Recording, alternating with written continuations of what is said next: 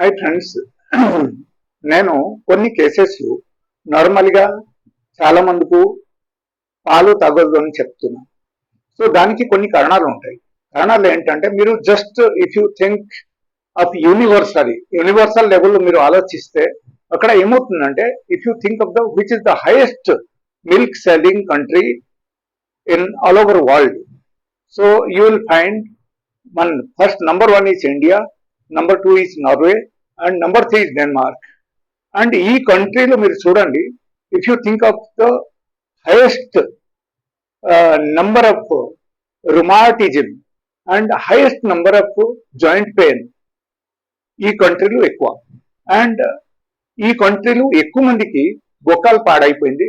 And బొక్కలు పాడవడం వల్ల వాళ్ళకు నొప్పిలతో వాళ్ళు సఫర్ అయ్యి and different types of problems పడుతున్నారు. అందుకని వద్దు అని చెప్తారు.